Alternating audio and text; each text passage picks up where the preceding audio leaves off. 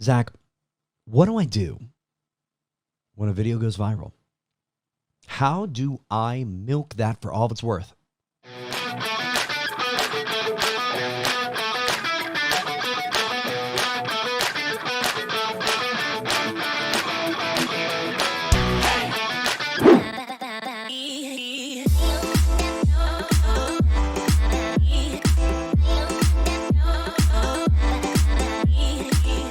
There it is. Welcome everyone on the back end in Zoom. And for those of you joining us on the Facebook, welcome back. What's up? This is a continuation of our last webinar with Michelle Berman, who, as you all should know by now, is like the Instagram savant. If you're wanting to grow your business on Instagram, she is the person you should talk to. And you're going to get a great taste of that today, because we're going to continue our conversation about how to be the 10% who build a brand versus the 90% who sell. That's probably why you're here today. And we're going to talk a lot about how if you don't have an online presence, if when you're Googled, nothing comes up, you're screwed going into the future. And we need to talk about that. And we need to improve that. And we're going to help talk about that today, help you build more awareness for your brand. Michelle, welcome back. Thanks so much. I love being here with you every month. Let's keep doing it. You know what? I'm so committed to you that I just literally landed back here and at home from vacation last night and got to bed at 1 a.m. and been busy all day, but always have time for you. Let's do it. I love it. Where do you want to start today? Well, I'm excited. I think that there's a part of this conversation that has kind of been on my heart a lot in the last week or two. And it might be a hard conversation for people to have. And it's actually kind of a continuation of even the conversation you and I had prior to the 90-10 one, which is that a lot of the content that we're pushing, or that I see people that they're essentially pushing out and checking the box of I posted on social media today. The problem with it is it ties into this. How do we get into the 10%? How do we then stay in the 10%? And I think a lot of people, in my head, there's a funnel here, right? So a lot of people are posting content on social media and they're like, oh my gosh, yay, I posted on social media box, but it's this stock imagey content, right? So we talked about that. I believe I was in Florida when we first talked about not posting templated flyer type content, or kind of like that collateral that you just pull out of a marketing database and post it. And then if we continue that into, okay, so why is that not going to help you be part of the 10%, which, as we know, the 10% of people that we're talking about are the people who are getting on social media, not trying to sell, but instead adding value and creating a brand around who they are, which then inadvertently creates conversion. So where my head is going here is, so if you know that you're not supposed to be producing stock images or creating templated content, why, right? And one of the reasons we talked about is that content isn't personal, right? It isn't yours. It's not pictures of you in real life. And in addition to that, anyone and everyone that is working or does work for the same mortgage company or brokerage or whatever, they're using the exact same piece of content. So without naming names, right? There are particular mortgage companies that you can go on, and there may be 100 different lenders that all work for the same company, and you go to their Instagram accounts and every single one of their Instagram accounts have the exact same content on it. So cool, you've posted on social media, you've checked your box, but you're not in the 10% at all, which is what we're trying to get all of you guys to be able to do. So to be in the 10%, you have to, one, have a presence, but to stay in the 10%, you have to differentiate your presence from everybody else that's also doing it. And I think that's the conversation that we want to have right now, which is, if I look you up, if I try to Google you, if I'm trying to find you, why am I going to hire you? Because anyone and their mom can post about mortgage content. Anybody can talk about the rates. Anybody can talk about the home buying process. Anybody can talk about interest rates just being more than they are right now than what they were because of inflation. But why am I going to hire you versus somebody else that posted that exact same graphic? And that's what I think we need to talk about, because those are the people that are going to get in the 10% and stay in the 10%.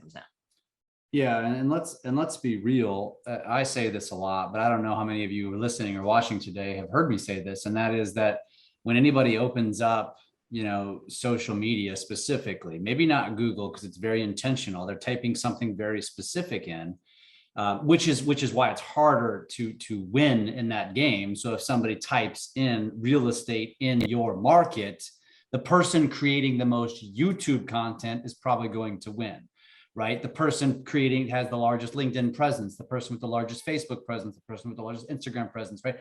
Any of those are going to win. But when you actually think about consumers and what they're typing in, what are they going to social media to do? Mindless content, right? To be entertained, those sorts of things, right? And so if you're going on there to sell, to be in the 90%, you're going to basically be, your content's either going to not be seen, or it's only going to be seen by real estate professionals. And is that really what you want? Now, if you're in a referral game, fine, great, go for it. If you're a mortgage lender, that might work because you're attracting real estate eyeballs. But the reality is, if you're after the consumer and you're just putting out real estate content, you're doing what Michelle described by all just letting your marketing department post on your behalf. You're checking a box. You can go do the math, go scroll your own feed and see how much engagement you're getting. Probably. Well, so also, can we piggyback that? Because I had a conversation with somebody yesterday and I had another conversation on Friday. Both people, what I said to them was essentially parallel in who are you on your own, right? Instead of thinking of like, I'm a lender, it's I'm a lender and, or I'm a realtor and, right? And the and is the personal side of who you are, right? So this particular gentleman that I was talking to was a lender, and it was a former professional martial arts person, traveled the world competing in martial arts, has really built a large presence of referral opportunities for himself as a lender because of his martial arts background. So that's one person. Then the second person that I talked to, when I was describing this to her, I said, who are you on your own? And can you, if you look at your Instagram right now, can you pick it up and take it anywhere you go and have it still be you? Right. And that's a really big question, because if you look at a lot of people's content, they are so overly branded to the company or to the person that they work for that they can't just pick their brand up and go anywhere, which means it's not a personal brand, which then begs the question of, are you helping yourself or are you helping your company, right? Which the company wants. So if you work for a particular company that is really, really, really strict on all the rules and guidelines, then they're doing it because they want to be the person in charge or in the forefront of your brand, right? They're kind of holding you back from having that. So that's, on one hand, good for them, on one hand, bad for you. So you have to then ask yourself the question of like, does it make sense for me if I know that where the world of social media is going and where the world of mortgage marketing is going or real estate marketing is going requires me to have a personal brand? Am I in the right place that's going to allow me to do that? Because if I don't have a personal brand at all, and all I do is go to your Instagram account and it's just listing with Sotheby's or eXp Realty or whatever it is, plastered all over it, then again, we're going back to the same, you're now in the 90%, you're not in the 10%. Mm-hmm. Am I making sense there? Totally. Yeah, totally. So as we talk about this, and I think everybody always has the question of, okay, and you mentioned an example. I've got another example of a guy that we're talking to that he's in the tech business. Or no, I'm sorry. He came from the tech world, spent 20 years in the tech world, moved to become a real estate agent. And we asked him, like, so are you creating content and targeting and speaking to the tech world? Because you can speak their language, right? They're going to connect with you, and then they're going to embrace you, and then you're going to pull them into your web, and guess what? They're going to know, like, and trust you because of that, and naturally they're going to want to use you. Just like you mentioned with the what type of fighting was it? Or martial arts. Yeah. I mean, same concept, right? I mean, there's a lot of people that just are going to follow that kind of stuff, and they're going to have that connection to you as a result of it. Because if you swim in that same pool that all of your colleagues are swimming in, which is real estate content, that's a diluted pool. Like, you have two pools. There's this one, and there's just like millions of fish swimming in it. And then you got a pool over here and there's 3 fish. Which one would you rather be in? Right? Or how about public pools? You want to go to the one that's busy as hell, where there's thousands of people swimming, or do you want to go to the one where there's 2 people and you have the pool to yourself? It's very simple. And the only way that you can create that is by what you were describing. And that is you're a real estate agent or mortgage lender and ... right? Fill in the blanks. And most of you are and 2 or 3 things, not just one. And that's what's going to define you. That's what's going to grow you. I don't know what you think, but I'm going to guess or take a wild guess that we're going to agree here because we typically do. But the problem is that people are scared to go into that side of it, right? They're scared to go live in the smaller pond because they're like, well, why are there only 3 people over here? I'm going to swim over here where all the other fish are, because then like I'm going to follow the pack. Right. And what I would beg to say is that our world, not just in the mortgage and real estate side of things, but we need more leaders. We need more people who are willing to say, hey, I'm going to go out here and create a personal brand. And I mean, I even had a lady, and again, I'm not going to name mortgage companies, but she works for a particular mortgage company. And she said, I don't really care if they want to yell at me. I'm one of their top producing branch managers. I do a crap ton of loans. And if they want to yell at me for having a personal brand, let them, because I'll leave and I'll go somewhere else. Because she understands the power of what that means, right? Because she gets that there are a lot of other lenders in her market. She happens to be in the Dallas-Fort Worth market, which is a very saturated lender heavy market. And there's people getting their license every 5 seconds there, right? And along with the real estate agent side of things. And she said, she was like, if they want to be mad about the fact that I have my own color choices on my Instagram and I'm branding myself to be who is true to me, but I still have my NMLS number in my bio, I'm not being non-compliant, then she straight up, I'm going to pick up my brand and I'm going to go somewhere else. So the point of the matter is that people are scared to push the button. And are scared to kind of be in that smaller pool because they think that there might be something wrong over there, which is why there's less people over there. And I think that you and I collaboratively over the years, I mean, we've known each other for going on 3 years now.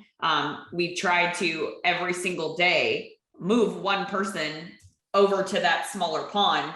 And it's hard, like getting people to rip the Band-Aid off and 1, spend the money to learn how to do it, 2, get out of their own way and recognize that this is where the marketplace is going and you either are or aren't going to be on that bus. And 3, I think one of the things we need to talk about too is that there's a lot of people who are leaving the industry right now because along with people who are coming in, right, you kind of see an influx of people leaving because frankly, shit's hard. To be a real estate agent and to be a lender right now, it's hard. And I think we're weeding out a lot of the players who aren't willing to recognize that that is where they need to spend their time and where they need to go. Yeah, 100%. And to piggyback off what you said too, though, there is that fear, but there shouldn't be the fear. And let me tell you why.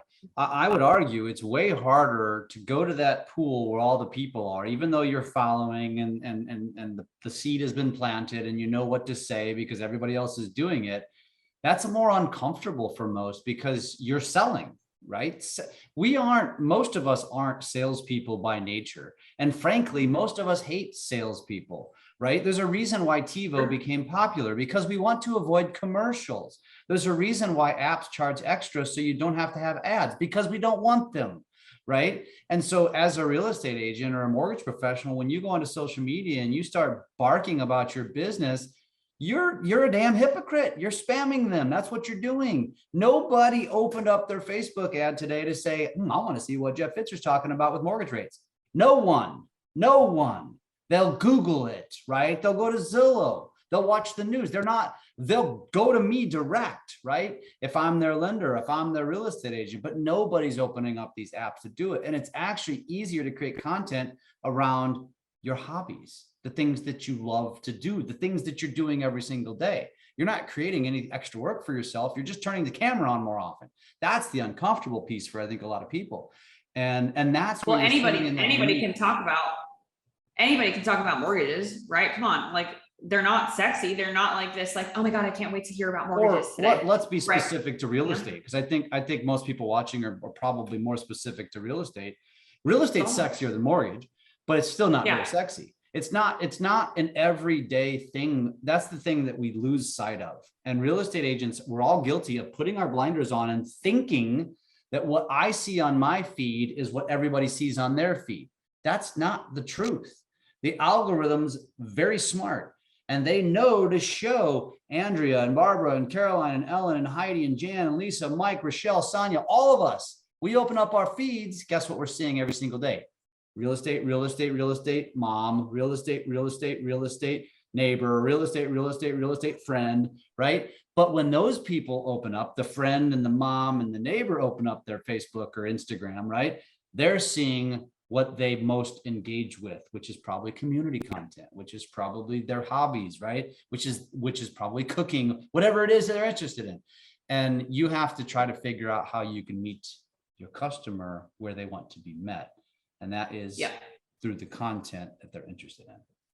Well, and I think let's talk about the phrase awareness market, because this is one of the big thing that, again, I was mentioning is kind of been on my heart lately, which is it's not about, can I produce content about what I do for a living, right? And I think a lot of people think that and if we talk directly to the real estate agent side of people, they think that they have to show off the fact that they're good real estate agents. But again, this goes back to the conversation of anybody can talk about real estate. Anybody can talk about market updates. Anybody can talk about the market stats or the market data for all of the top 5 cities that they sell in, which is another thing that I see constantly on stories, right? Is people with the slides of here's Mesa, Phoenix, Gilbert, Scottsdale, like the 5 big cities in Arizona, right? Or in central Phoenix.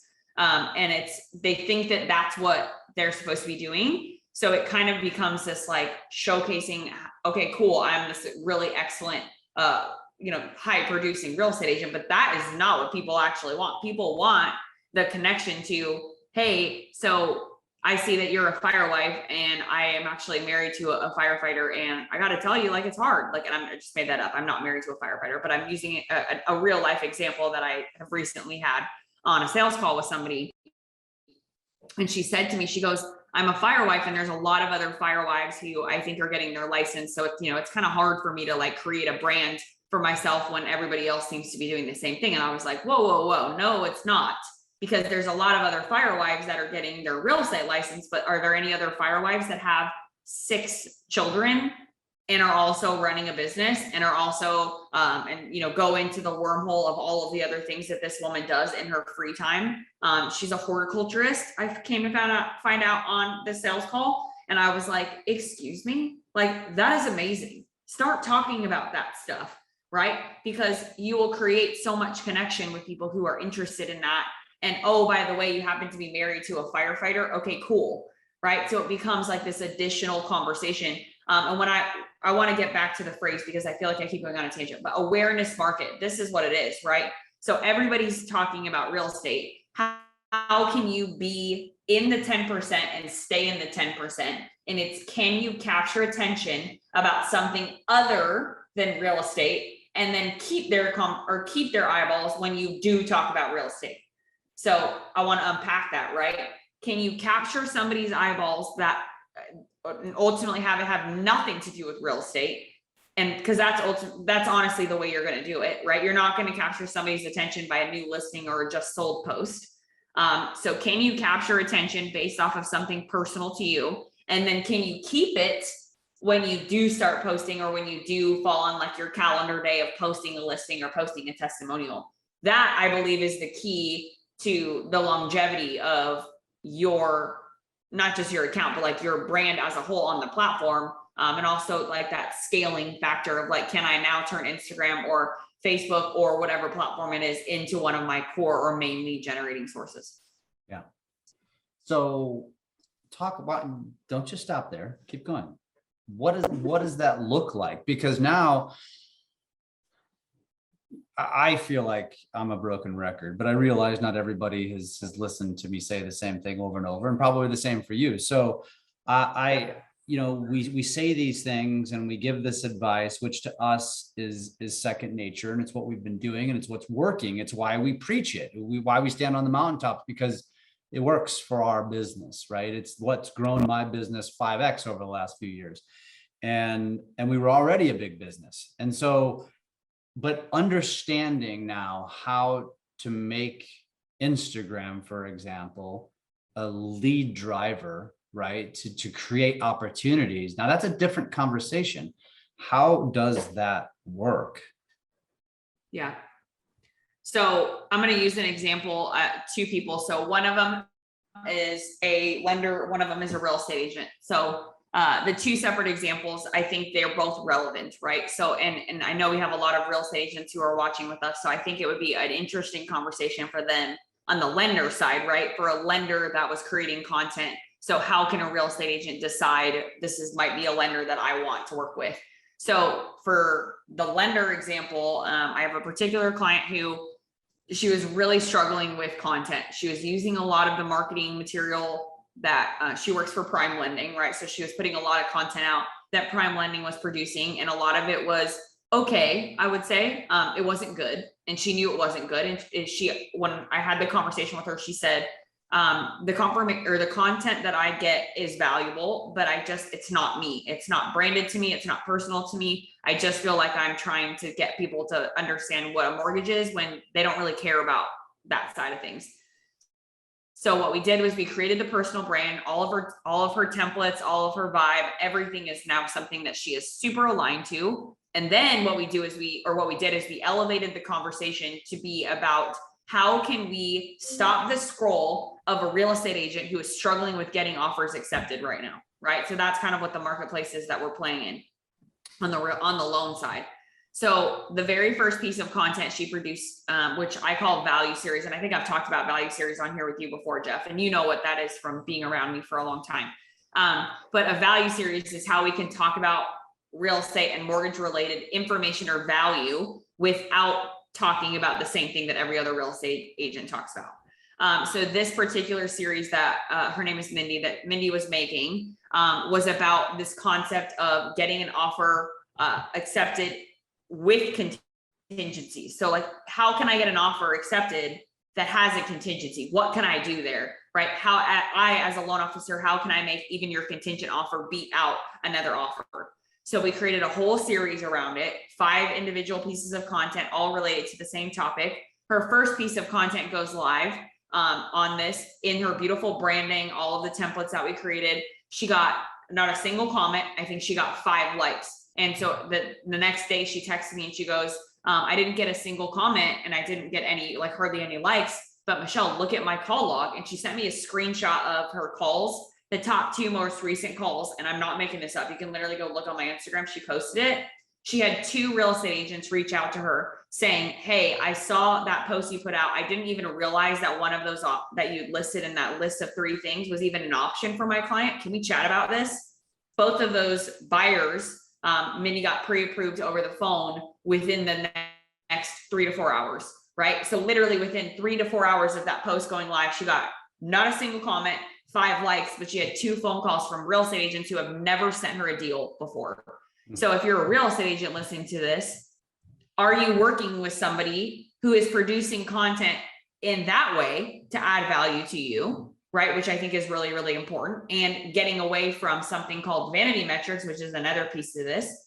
Now on the real estate agent side, let's switch gears. So we just talked about the loan officer side. On the real estate agent side, I have a particular client who is really heavy into 1031 exchanges. She is such a nerd about all of the tax deferring and all the things that go into buying multifamily and commercial. And she thought to herself, and she said this on my podcast, she was actually my episode that just dropped on Friday last week. And she said, I thought nobody would care at all about 1031 exchanges. I just thought that it was going to fall on deaf ears.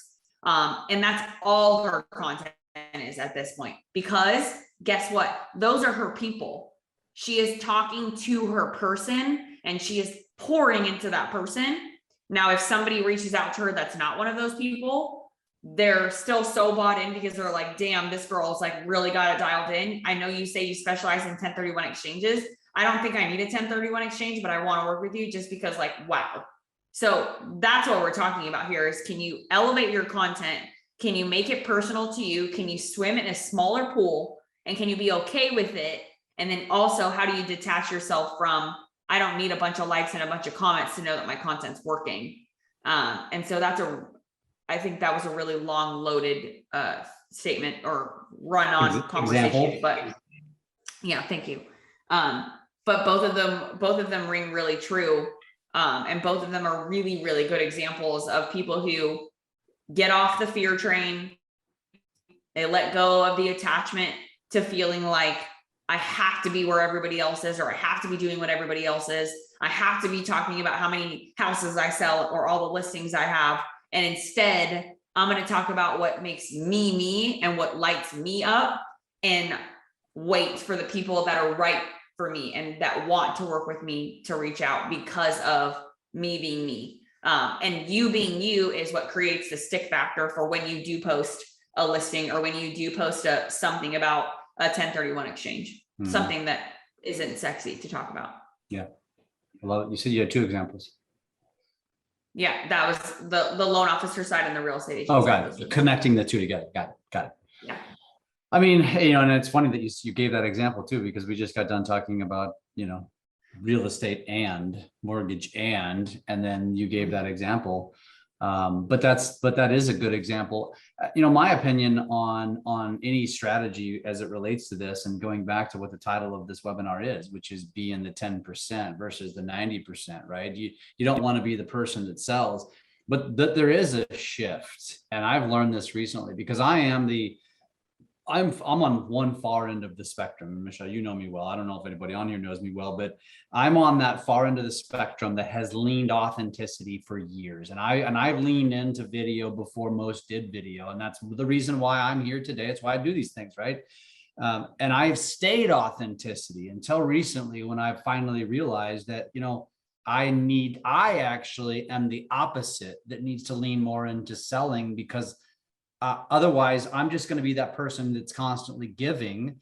And although it has been very fruitful for me, I've figured out that there is a time and a place when you can lean into your expertise, like 1031 exchange, right? And so in my particular case, I found my niche in social media branding and video content and those sort of things.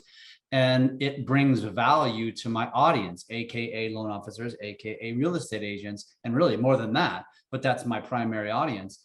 And so I'm now leaning into it, even though it actually, Michelle, makes me uncomfortable. It makes me uncomfortable having I've always preached 80-20 authentic content, 80% authentic, 20% business. Now I'm kind of flipping the other way. I'm probably more 50-50 because I can't get out of my own way, because I just love sharing my life. I have fun doing it. My family has fun with it. Right. And we do cool things, but there does come a point where you earn that right. And it's no different than it's like relationship building 101. You go to an event and what's our inclination? Go there and ask for business when you should really go there and just bring value. And then you give and give and give and give. It's the old jab, jab, jab, hook, right? For Gary Vee. But I take it one step further. It's like give, then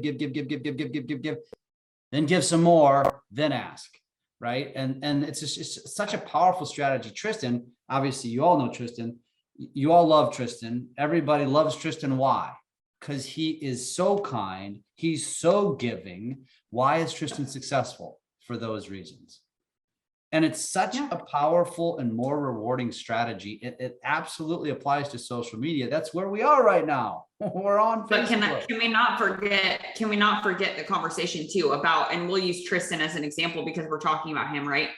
If you didn't know that Tristan ran all of these million companies that he does and has a hand in all of the things that he does, you would just think that he was like a really high producing real estate agent that just gave away a ton of free shit. Like you wouldn't even know that he owned all of these companies, right? And why?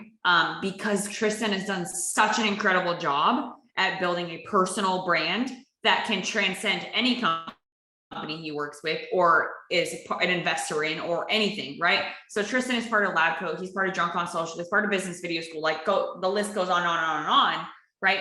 But at the end of the day, who is Tristan? Tristan is Tristan. Tristan is a husband. He is a dad. He is a really, really good friend. He is somebody who loves on every single real estate agent that's part of his network. And he's somebody that posts on Facebook constantly, just giving away things that are in his brain, right? And I think that both you and I, Jeff, if we can turn that conversation back to that, right? You've done that. Like everything you post on Instagram is winter and Sarah and your kids, and it's traveling, it's Utah, it's Colorado, it's skiing. It's like Jeff is just like a really cool dude. Oh, by the way, also, if I need help with social media, I can reach out to Jeff.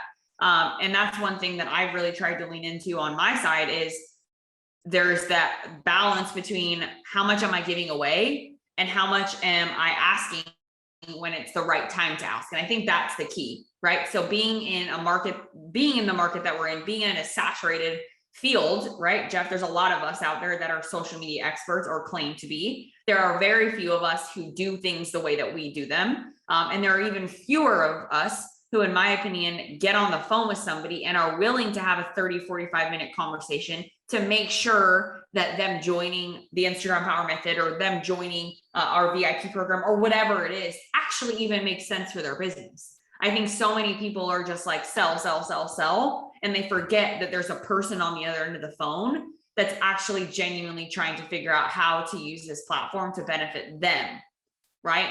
And I think that that's something that Tristan does really, really, really well. And I think that that's where the personal brand comes in. And that's where the Jeff brand, that's where Michelle's brand is, right? Is we are real people who are genuinely trying to add value to our audience, who then, when it's the right time, we ask for business, right? I have a big event coming up in October. I would love to sell it out, right? It's a 12-person thing. It's a very small mastermind, but it's a big ticket item, right? So there will be a time when my marketing says I have to now go sell to my audience, but the people who are in the network know that even if they can't come to that, I will still have a conversation with them and I will still add as much value to them as I can humanly do in that 30, 45-minute call. And I think that that is where, if we tie this with a bow back to the awareness market conversation, that is where our brands are going to stand out over other brands because we are that, right? Because we are a person behind sell, sell, sell, sell, sell, right? And I'm going to say, for example, there's a couple of other companies that are at the top of my mind right now that are Instagram marketing companies that help you build branding for Instagram, but you can't call them. Like I literally had a conversation with somebody the other week who was like, looking at this other course and I found it. I feel like it's a good course, but like every time I've emailed them, I get an info at whatever reply and I can't talk to the person on the phone and I can't figure out like why. And I think that right there is the definition of, are you a personal brand or are you not? Is there somebody that I can speak to make a decision whether or not I want to hire you or not? Are you a real estate agent producing content that is a person behind all of the listings, value about how to or why you should buy versus rent? Is there a person that I, scrolling Instagram, can send a DM to because I saw a piece of content and actually get a response? That is the key here, right? So if you're a real estate agent listening to this and you have an automated DM reply when someone sends you a message, please go cancel that right now. Like that is truly one of the biggest turnoffs, in my opinion, that you could possibly do. And I, as a consumer of Instagram for other things business related, and I'm planning my son's first birthday, I sent a DM to this company that does cakes in the Dallas-Fort Worth area, and I got an auto reply. Didn't even get a response after the auto reply to my message, still to this day. And I sent that message over a week ago. Yeah. Where's the person behind the brand? Right? Their content on their Instagram is beautiful, but like, who am I talking to? And so that's what we're talking about is, don't just be a box checker, be a person within that conversation and be available to answer your messages and stop thinking that you're too busy to be the one to answer them, or that the social media strategy you should have is a VA that does that all for you.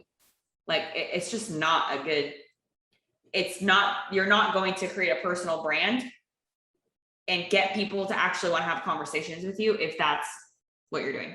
You're right. And everybody wants to take shortcuts, there is no shortcuts in this game. You are ultimately, if you scale it properly, you are going to have a team of VAs like we do. For sure. But that's for scaling. I mean, we do. Yeah. Not to lose your authenticity. You have to maintain that authenticity. One thing that we talked about this on another call earlier today was I mentioned this in the intro, which was about Googling and how, if you Google yourself, what do you find? And I think it's actually, you're probably going to be a little scared In some cases, it might freak you out a little bit if you Google your name and nothing shows up, or it's not you. And I can raise my hand and say, it used to not be me. Now, when you Google Jeff Fitzer, you see a website, Everything. then you see LinkedIn, then you see YouTube videos, then you see Facebook, then you see Instagram. I mean, it's all social media. And that's just comes from playing the game consistently over a number of years. And that's ultimately what you want to do. And then as you're doing that and you're creating content and you're using those keywords and you're doing those sort of things, and then you're going to start showing up for various keywords and various key phrases. And then if you play the game like Michelle teaches you to, you end up making stronger connections with other humans on the other side. And you start having conversations with people, because that's what it is about. It's not about virality. It's not about how many millions of views you got on a video. It's about how many connections and conversations that you created with these people. Well, I'll tell you, and I see Barbara's question. I want to answer it for sure, because that's a really good question. But one of the things I want to say, right, is like, I think there's a lot of value as to you as a human. I'm trying to figure out how to say this the best way. There's a lot of value based off like your self-worth placed in how many likes and how many video views and how big my Instagram account is and all of these things. Well, I will tell you right now, I do not get the most likes of any other any type of person that does what I do, right? I don't get the most video views. I get an occasional reel that'll go crazy, right? But I can tell you without a shadow of a doubt that my company and the way that we do things certainly is exponentially bigger and better than any of those, because of the conversations we have on the backside, right? And so to Barbara's question, I want to address this because I think it's a fantastic question. She says, sometimes when I'm showing homes, I can't stop and answer every message. That's why I have an auto reply. I always answer as soon as I'm available. So Barbara, I would tell you, why do you need the auto reply in that case? So if you know that you're going to take the time to go back in and get back to that message as soon as possible, and hopefully that's within a 24-hour time frame, ditch the auto reply and just commit to making sure that you're actually responding within 24 hours. Make a commitment to every morning I wake up and before I call it a day today, I'm checking my messages and responding to those messages. And that will allow you to never miss one, right? Make sure you check your unreads, because that's important, especially if you're getting messages from people that you have not connected with you yet. But the auto reply of saying, hey, I'll get back to you as soon as possible, to me is just like like as a consumer, right? I would rather you send me a message when you do see it and say, hey, Michelle, I'm so sorry. It took me a minute. I was actually showing houses, but I would be happy to have a conversation with you about this. And then the biggest thing is keeping that within a time frame, right? Is that 24 hours? Can you guarantee it's 12 hours or is it 24 hours, right? And that's okay. There's a lot of you guys who are super busy, and we get that as consumers. Where we run into the problem is you have an auto reply and then you don't get back to that person. Or if you do, it's like so far later that you lose that person's probably already sent sent a message to somebody else because it's been so long. So I would tell you, if you're going to and you're willing to commit to a 4, 6, 12-hour reply time, then ditch the auto message altogether. I just don't think it's necessary if you know that you're going to make sure you get back to them. Also, Barbara, gauge it. Like, what kind of response are you getting too? If you feel like it's a non-warm reply, then adjust it. Like Michelle said, if it's working, it's not causing you any issues, then there's probably no harm in it. But I do think that people, I'm going to use the word hide behind automation a little too much. There's a place for automation, absolutely. But the reality is automation ultimately is going to replace you. And so if you don't figure out a way to build in human element to this kind of stuff, you're going to be replaced by robots, because that's what it's all designed to do. When you think about all of the technology that's coming down the pipe, and the reality is, when you really study it, which I do, this is one of my topics I speak on, is the future of real estate. And one of the things that we talk about is that really the only way that we can see that you can combat robots is you as a human. You can't scale you. Yeah, they can't replace that. But if you try to play and swim in their game, if you try to compete with Zillow, you're dead, right? You either pay them, and if you or you're dead. You can't compete with them. They've already won that game. But here's what Zillow can't do. They can't be the authentic Barbara Beers on, I hope that's how I pronounce her name, on Facebook or Instagram or TikTok or wherever. That's where you really create separation. That's where you create differentiation, because robots can't do that. And you got to lean into that's your how you get, that's how you get in the 10%. That's what Jeff's saying. That's how you get in the 10% and stay in the 10%. And that's ultimately what we're trying to get you guys to do, is understand what being in the 10% even looks like. And then creating staying power in the 10%. So once you get to the 10%, I think that's another problem. Because once you get into the 10%, how do you stay there and not take your foot off the gas? Yeah. Right? Because I think a lot of people work really, really hard to get into the 10%. You know, they learn the things that they need to learn, they start implementing it, and then they delegate too fast, right? Or they go and they rely on automation too fast. And I'll tell you, I don't care how many millions of dollars worth of courses or clients, whatever we have, I will never let anybody else do a call except for me, right? Because that's the whole point, is I can't scale my own voice. I can't scale myself. And I think that that's something that people need to understand, is delegation is key. And as Jeff was saying, there's VAs for a lot of things, but a VA is never going to be able to talk like you. A VA is never going to be able to talk about your market in Phoenix or Scottsdale or Utah or North Carolina, wherever that you are in the country. That person's never going to be able to talk and create passion behind a conversation the way that you can. And so the sooner you understand that, the sooner you will then allow that to bleed into your marketing, into the content you're producing, which will then help you stay in the 10%, which is ultimately, I said ultimately too many times, but you guys get it, how to stay there. Love it. Let's wrap this up. Do you have any kind of parting words, any kind of words of wisdom that you want to leave the audience with today? Yeah, I would say go Google Jeff Fitzer or Michelle Michael. And there is so much free content out there, guys. Like, there is just so much value for you guys to be able to take away and to create that 10%. You know, and then if that makes sense for you guys to be able to move into the paid side of it, then do it, right? But at the same time, there is no shortage, even if you can't. I'm speaking to somebody who has become a great friend of mine. She's not a client yet because she can't afford it. Like, she's just straight up doesn't have the money, right? But she texts me all the time and she's just like, I just want you to know, I just watched your YouTube video, or I just listened to this podcast episode that you were on. And I, like, every morning on my way, like, to the office, I listen to podcast episodes. Do you have any more for me to listen to? Like, just be a learner, right? Be somebody that's going to gather and just infuse as much information into your brain as possible. And there, you will get better, and you will create micro adjustments in your marketing and the way you're doing things just by doing that. And I'll tell you, even like, my husband's a strength and conditioning coach for the military. And there's a lot of guys who he works with. And I asked him this question the other day. I said, are there any guys that you work with that listen to podcasts? And there's this one particular podcast called The Art of Coaching that is all about strength and conditioning coaching for the military. And my husband's like, no, nobody listens to like, at all. Like, these guys just go home and play video games. And I'm thinking to myself, I'm like, that's your differentiator, right? You're never not learning. You're never not trying to be better at your field, even though you theoretically don't have to. And I think that that's what I would tell people is you don't have an excuse at this point to be bad at this, because there is so much free content out there that people like Jeff and I produce. So if you're bad at it, look in the mirror, because most likely it's an insecurity, or it's a lack of being willing to go find it.